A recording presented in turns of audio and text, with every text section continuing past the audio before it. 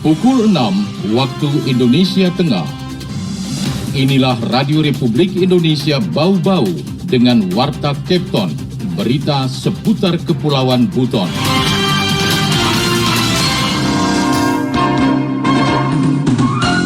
Program untuk pembangunannya itu direncanakan 2023 dan beberapa saat yang lalu kami sudah dapat informasi bahwa usulan kami itu sudah masuk dalam zona hijau.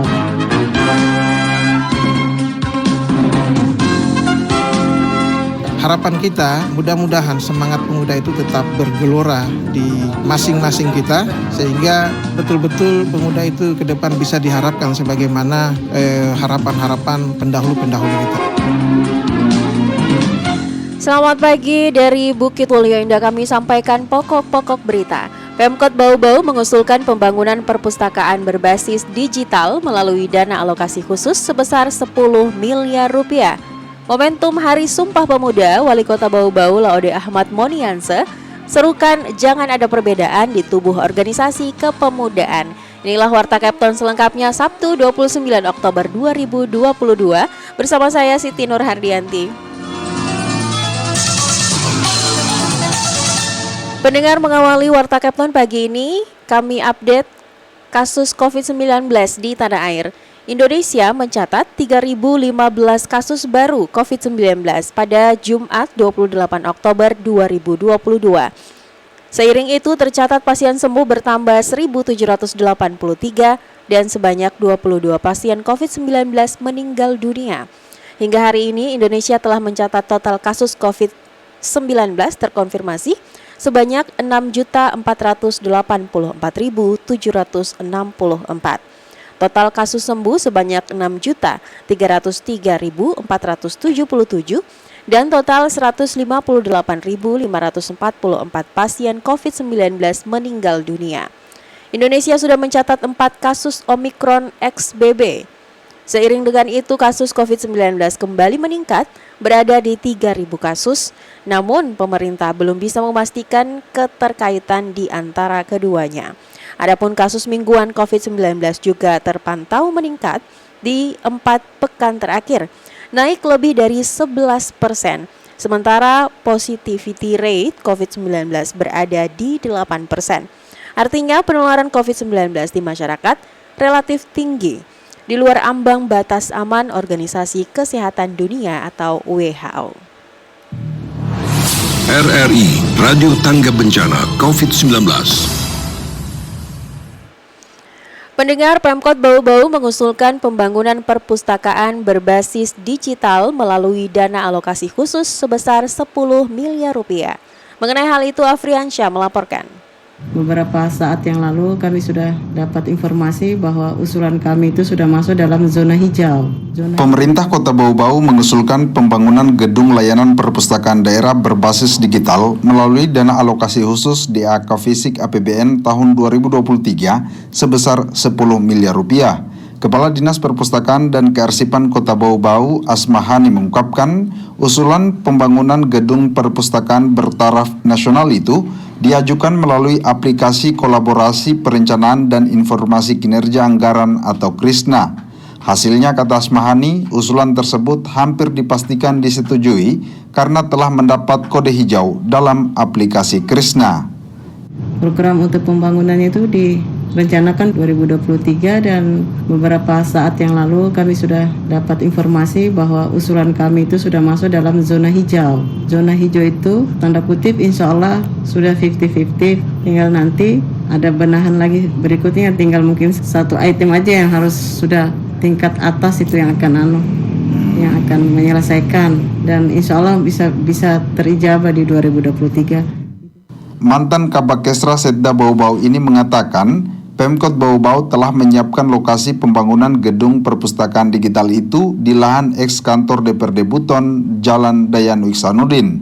Sesuai rencana anggaran biaya atau RAB, kata Asmahani, gedung tersebut akan dibangun 2 lantai yang akan dilengkapi dengan studio mini dan kafetaria. Insya Allah, karena itu salah satunya juga bisa kita melihat PAD kita dari situ ya. Karena di dalam bangunan itu juga itu ada seperti studio mini yang akan memutar di situ film-film zaman kerajaan kita sampai masuk Kesultanan. Itu akan ditayang di situ, ada khusus ruangannya di situ. Asmahani berharap perpustakaan digital tersebut dapat menjadi persembahan Pemkot Bau-Bau untuk generasi ke depan. Itu harapan kami sebagai dinas terkait dan juga salah satu ikon yang diharapkan oleh Pak Wali Kota Bau-Bau. Kita berdoa bersama saja karena itu adalah persembahan untuk generasi kita ke depan. Reporter RRI Bau-Bau, Afriansa melaporkan. Momentum Hari Sumpah Pemuda, Wali Kota Bau-Bau Laode Ahmad Monianse serukan jangan ada perbedaan di tubuh organisasi kepemudaan. Selengkapnya Hairul Mulku melaporkan. Harapan kita dengan semangat Sumpah Pemuda, maka semua organisasi kepemudaan yang ada di Indonesia umumnya dan khusus di Bau-Bau jangan lagi dualisme. Dalam momentum peringatan Hari Sumpah Pemuda ke-94 tahun, Wali Kota Bau-Bau Laode Ahmad Monianse berharap organisasi kepemudaan di seluruh Indonesia, khususnya di Kota Bau-Bau, dapat bersatu. Tidak ada lagi dualisme kepemimpinan sehingga dapat berkarya dengan sebaik mungkin. Di sisi lain, Monianse menyebut dengan adanya dukungan anggaran dari pemerintah, Komite Nasional Pemuda Indonesia KNPI dapat menggunakan sebesar-besarnya untuk menggerakkan dinamika kepemudaan di Kota Bau-Bau. Harapan kita dengan semangat Sumpah Pemuda, maka semua organisasi kepemudaan yang ada di Indonesia umumnya dan khusus di Bau-Bau jangan lagi dualisme. Kita bisa bersatu, kenapa harus berpisah-pisah?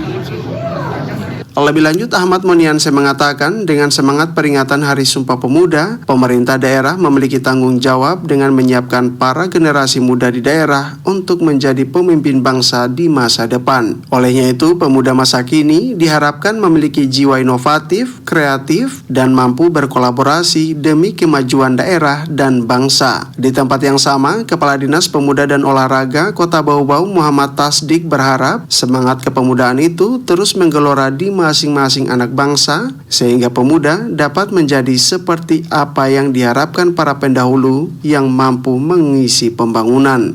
Perayaan upacara 28 Oktober itu adalah perayaan secara nasional. Di tingkat pusat itu dipusatkan di ibu kota negara di IKN dan itu kemudian turun sampai ke daerah-daerah. Harapan kita mudah-mudahan semangat pemuda itu tetap bergelora di masing-masing kita sehingga betul-betul pemuda itu ke depan bisa diharapkan sebagaimana harapan-harapan pendahulu-pendahulu kita. Perayaan Hari Sumpah Pemuda tingkat Kota Bau-Bau ditandai dengan pelaksanaan upacara pengibaran bendera yang dipusatkan di lapangan upacara Palagi Mata Bau-Bau Jumat pagi dengan bertindak sebagai pembina upacara Wali Kota Bau-Bau Laode Ahmad Monianse. Tari kolosal para pelajar dengan mengenakan pakaian adat suku-suku bangsa di tanah air tampil memukau para peserta upacara yang menggambarkan harmoni perbedaan dalam bingkai NKRI. Reporter RRI Bau-Bau Hairul Mulku melaporkan. Anda sedang mendengarkan Warta Kepton, berita seputar Kepulauan Buton.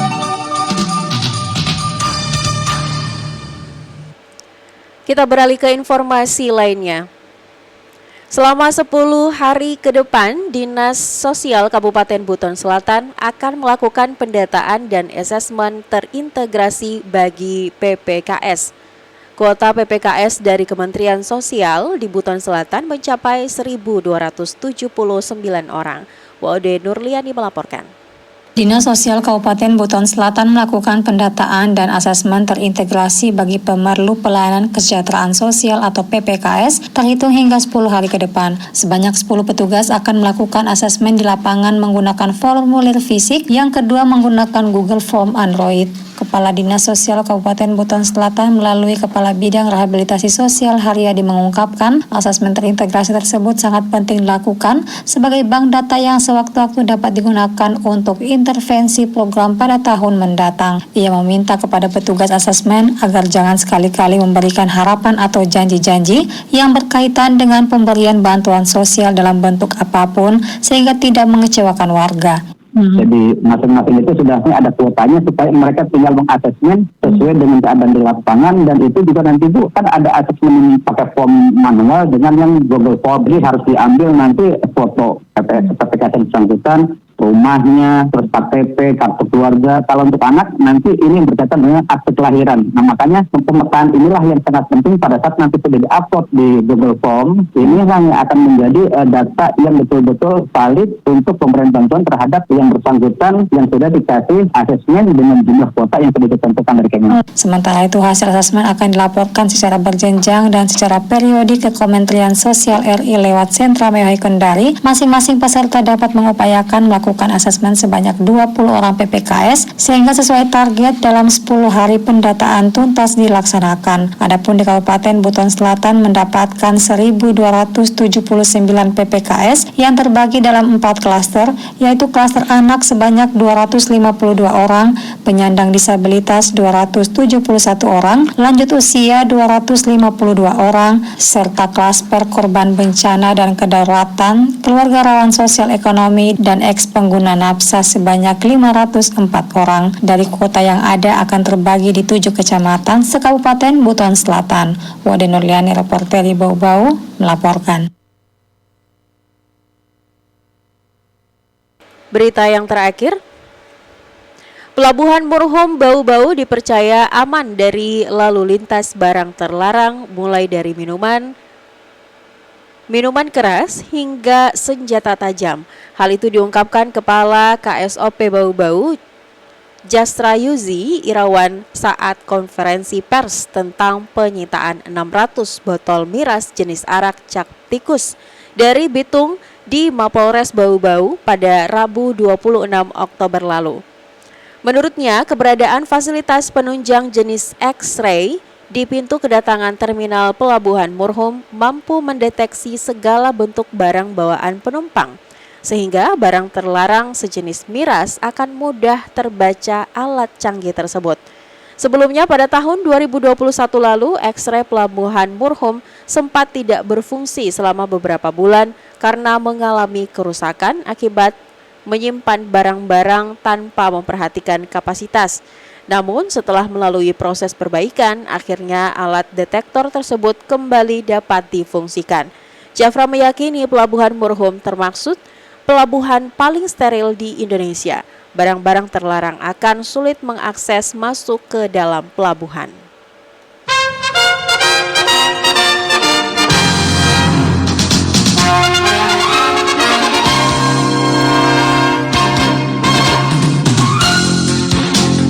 Pendengar, sebelum kami akhiri Warta Kepton pagi ini, kembali kami sampaikan pokok-pokok berita. Pemkot Bau-Bau mengusulkan pembangunan perpustakaan berbasis digital melalui dana alokasi khusus sebesar 10 miliar rupiah. Momentum Hari Sumpah Pemuda Wali Kota Bau-Bau Ahmad Porianse serukan jangan ada perbedaan di tubuh organisasi kepemudaan. Demikian Warta Kepton hari ini, mewakili kerabat kerja kami ucapkan terima kasih dan selamat berakhir pekan.